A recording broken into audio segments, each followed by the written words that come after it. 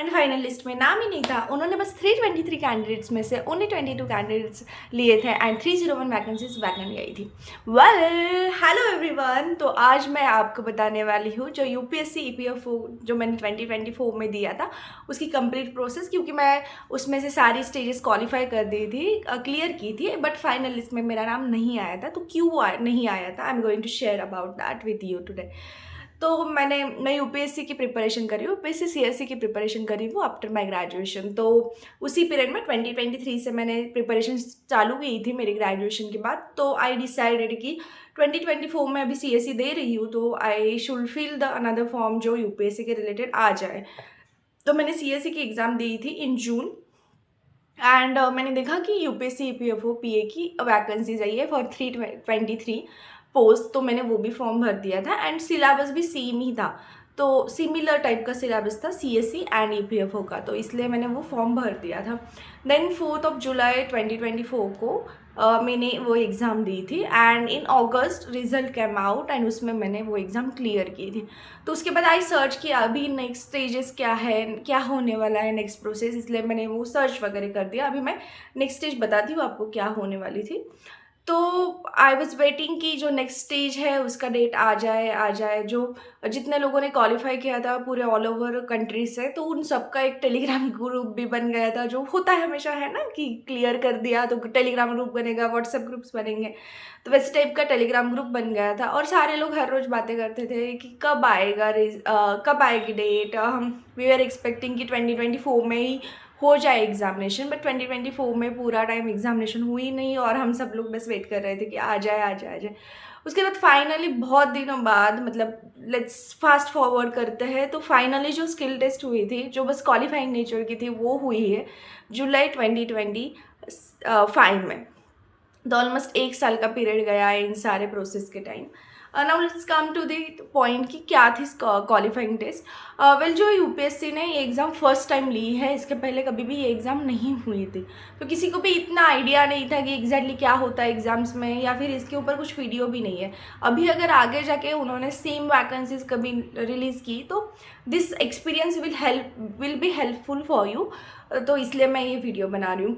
तो हमें मेरा जो डेट आया था वो था 27 जुलाई 2025 में आया था एंड एक जो फर्स्ट सैटरडे संडे था जुलाई का, जो मतलब last week of Saturday Sunday था 26 एंड 27 जुलाई को, एंड जो एक शिफ्ट थी जो थी 2 एंड 3 अगस्त को, जो दोनों सैटरडे संडे के दिन ही थे एंड अराउंड 500 कैंडिडेट्स वहाँ पे आए थे। मतलब जो फाइनल लिस्ट जो आई थी बनी हुई, पहले जो लिस्ट आई थी उसमें अराउंड 1100 लोग लिए थे, 1100 लोगों के आसपास लिया था जो फर्स्ट आई थी। उसके बाद डैफ फिल हुआ, उसके बाद डॉक्यूमेंट्स वगैरह में कुछ लोग आउट हुए वगैरह, ऐसे कर करके एट द एंड तक 500 लोग रहे थे वो फाइनल लिस्ट पीडीएफ में।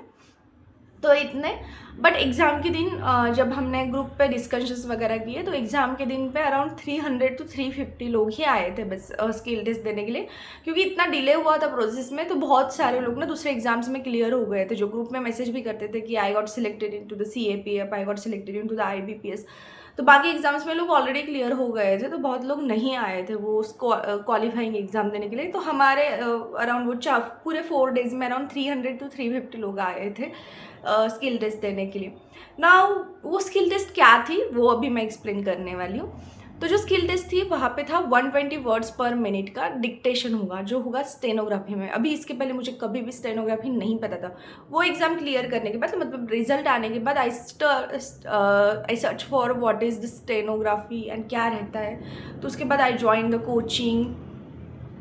कोचिंग वगैरह लेने के बाद उन्हें एकदम बेसिक से ही पढ़ना पड़ा उसके लिए, क्योंकि वो मेरे स्कूल में तो कभी वो सब्जेक्ट नहीं था, ना ही मैंने कभी पढ़ा था। तो I started to study from the basic only, जहाँ पे नंबर्स, अल्फ़ाबेट, सब कुछ, लेटर वगैरह एकदम बेसिक से ए एंड द ABCD कैसे लिखते हैं, तो 1 2 3 देन अगेन वर्ड्स कैसे लिखते हैं, तो ऐसे बेसिक से एकदम चालू करना पड़ा था मुझे।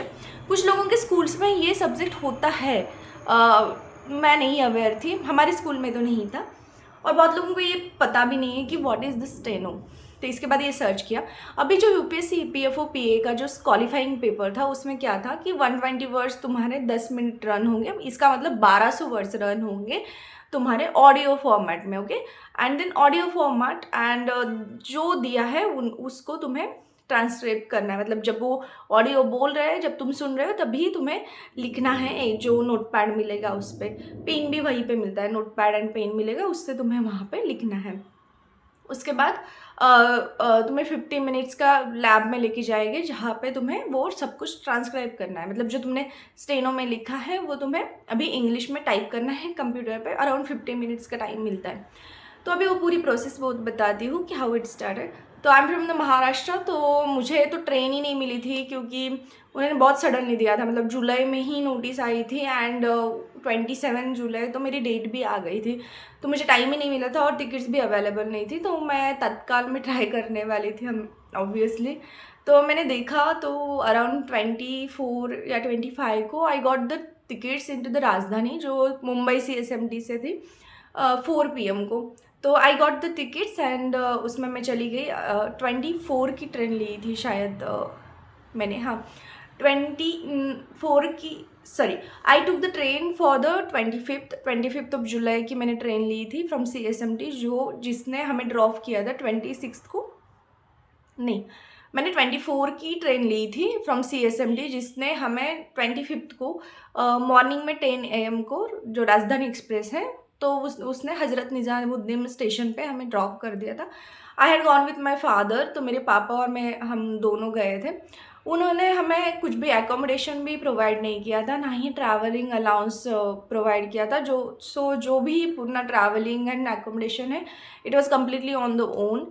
उसके बाद तो हम उस टाइम पे दिल्ली गए। हमारा कुछ भी एकोमोडेशन का हमने डिसाइड नहीं किया था। वी वर जस्ट थिंकिंग कि महाराष्ट्र जाके डायरेक्टली महाराष्ट्र सदन में रहेंगे, क्योंकि महाराष्ट्र सदन में एकोमोडेशन मिल जाता है। तो हम लोग महाराष्ट्र सदन में गए, बट उस टाइम पे मानसून सेशन चालू था पार्लियामेंट का, तो हमें वहाँ पे रूम्स नहीं मिली, क्योंकि सारी ऑक्यूपाइड थी। देन दे सजेस्टेड अस कि ओल्ड महाराष्ट्र सदन में जाओ, वहाँ पे जाके you will get the accommodation. वहाँ पे गए हम, तो वहाँ पे था रूम्स वेयर अवेलेबल, बट हमने हमारे जो डिस्ट्रिक्ट के MD है उनके PA को कॉल किया कि ऐसा ऐसा, मतलब जब हम न्यू महाराष्ट्र सदन में थे और वहाँ पे हमें एकोमोडेशन नहीं मिल रहा था, सो वी कॉल देम। तो उन्होंने बताया कि गेस्ट हाउस है हमारे MP का दिल्ली में, तो you can come over there.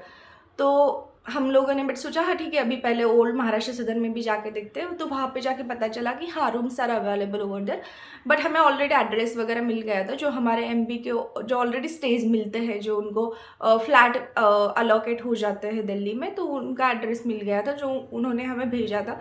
तो हम डायरेक्टली फिर वहाँ पर रहने के लिए गए, जो फ्लैट में। इट वॉज सो गुड, बहुत अच्छा स्टे था वहाँ पे। तो उसके बाद मेरी 27 को एग्ज़ाम थी मॉर्निंग में ही। 9 AM का बैच था मेरा। तो हर बैच में अराउंड 100 to 120 कैंडिडेट्स थे, जो कि 4 बैचेस थी, है ना, 26 को, 27 को, 2 अगस्त को एंड 3 अगस्त को। तो ऐसी 4 बैचेस थी। हर बैच में अराउंड 120 कैंडिडेट्स हो गए, 100 to 120 कैंडिडेट्स थे। मेरी 27 को मॉर्निंग की बैच थी 9 AM की। तो मैं अपनी जगह से अराउंड 7 बजे, 6:30 बजे ही निकल गई थी। अराउंड 6:30 या 6:45 बजे निकल गई थी, क्योंकि लगा कि नहीं ट्रैफिक में वगैरह फंस जाओ कुछ, क्योंकि गेट क्लोजिंग टाइम भी 8:30 या 8 ही था। तो me and my father thought कि नहीं यार, जल्दी जाते हैं, वहाँ जाके रुकते हैं, कोई प्रॉब्लम नहीं होगा। तो मैं और मेरे पापा चले गए एंड उसके बाद मेरे पापा बाहर गेट पे रुके। वहाँ पे जब बाहर गए थे तो बहुत सारे लोग मिले, कुछ लोग महाराष्ट्र के थे, कुछ लोग साउथ के थे। आई गेस उन्होंने जो कैंडिडेट्स बुलाए थे वो अकॉर्डिंग टू स्टेट थे शायद, क्योंकि मेरे साथ जो भी लोग थे वो मोस्टली महाराष्ट्र के थे या साउथ के थे। मतलब मेरे आसपास के स्टेट्स के थे, जैसे कि महाराष्ट्र, देन कर्नाटका के कुछ लोग थे, केरला के कुछ लोग थे।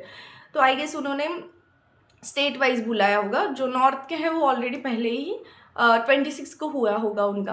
तो अराउंड जो फाइनल लिस्ट, मतलब हम जो एग्ज़ाम के लिए आए थे, अराउंड 300 या 350 लोग आए थे, क्योंकि ग्रुप पे डिस्कशन हुआ था कि कितने लोग आए थे, किस किस के बैच में कितने कितने लोग आए थे। तो अराउंड 300 to 350 लोग आए थे एग्ज़ाम देने के लिए। फिर उन्होंने हमें अंदर वगैरह बुलाया, बैग्स वगैरह बाहर ही रखी थी, मतलब 26 को तो आई हर्ड कि बैग्स गेट के बाहर रखी थी, but at least in our batch उन्होंने बैग्स गेट के अंदर रखी थी। तो हम ये जो सब कुछ है वो इंस्टीट्यूट ऑफ सेक्रेटरी जो है JNU के वहाँ पे ये सारी टेस्ट हुई थी।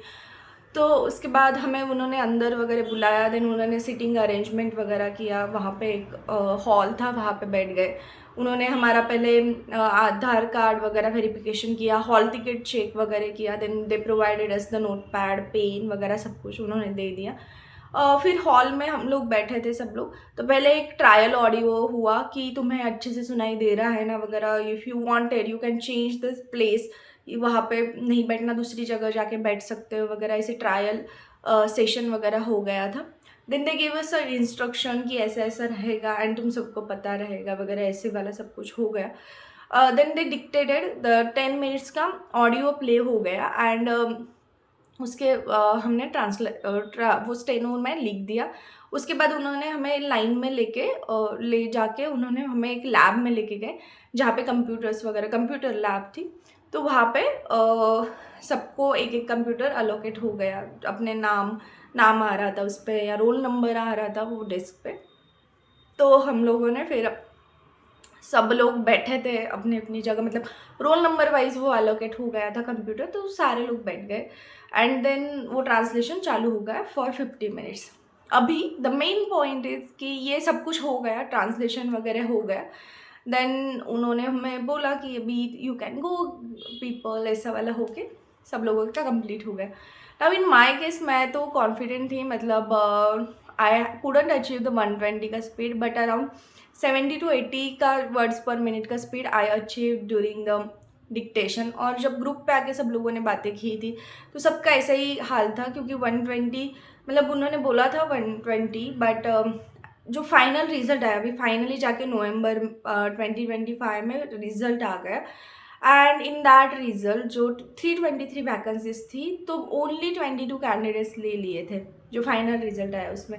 अभी बहुत सारे क्वेश्चंस है कि why they hadn't to call the candidates वगैरह, बहुत सारी, मतलब 323 फुली वैकेंसीज क्यों नहीं भरी, क्योंकि स्किल टेस्ट देने के लिए बस 300 to 350 लोग ही गए थे। तो ऐसे बहुत सारे क्वेश्चंस आ रहे थे एंड मेरा भी ऑब्वियसली वो फाइनल जो PDF आई उसमें नाम नहीं था, क्योंकि ऑब्वियसली 22 कैंडिडेट्स लिए हैं उन्होंने। अभी वो 22 जो कैंडिडेट्स लिए थे उसमें से मतलब कुछ लोगों ने एनालिसिस वगैरह किया कि 12 कैंडिडेट एक कुछ तो 27 के आफ्टरनून के शिफ्ट के थे एंड जो बाकी 10 कैंडिडेट्स हैं वो अलग अलग शिफ्ट्स में से थे। ऐसे करके उन्होंने कैंडिडेट्स लिए जो कि 2nd and 3rd of August के लिस्ट से भी कुछ लोग थे। मेरे बैच से तो कोई भी नहीं था, not a single candidate got selected. 26 के बैच से भी आई गेस कोई नहीं था, मैंने अच्छे से वो एनालिसिस इतना देखा नहीं है, बट ऐसे कुछ ग्रुप्स पे मैसेजेस जा रहे थे। अभी आई डोंट नो वाई वो सारी वैकेंसीज खाली गई है, बट लेट्स से कि अभी ये वीडियो बेसिकली उनके लिए हेल्पफुल होगा। मतलब अभी तक तो वापस कोई भी ऐसी सेम वाली नोटिफिकेशन नहीं आई है UPSC PA के पोजीशन के लिए, पर अगर I and what is the procedure. हाँ, यहाँ पे कुछ पॉइंट्स है जो मुझे बताने हैं, जैसे कि हमने सोचा था कि वो 100% एक्यूरेसी नहीं रखेंगे, वो कुछ थोड़ा सा दे देंगे फ्रीनेस की 5% mistakes are allowed, 10% mistakes are allowed, but हम लोग एज्यूम कर रहे हैं जिनका भी रिजल्ट नहीं आया था कि उन्होंने 100% एक्यूरेसी के बेसिस पे लिया है and not on the basis कि तुम्हारा थोड़ा सा मिस्टेक हुआ है तो नो, उन्होंने कुछ भी वहाँ पे मार्जिन नहीं रखा है, कंप्लीट 100% एक्यूरेसी है तभी जाके उन्होंने सीट्स फिल किए है। तो ये हम सबका एजम्पशन था। तो अभी जो लोग फ्यूचर में जाके ये एग्ज़ाम देंगे एंड वो क्वालिफिकेशन एग्जामिनेशन के लिए जाएंगे, तो माय फुल सजेशन इज़ कि 120 वर्ड्स का विथ फुल एक्यूरेसी तुम्हें वो लिखना आना चाहिए एंड ट्रांसलेशन भी करना आना चाहिए, तभी जाके I guess you will clear this examination. So या हमारी तो फर्स्ट बैच थी, I think it will helpful for you if you are appearing for it, yeah. And if you already clear the stage 1 of it, congratulations to you and all the very best for the qualifying test. Yeah, love you all guys, bye bye.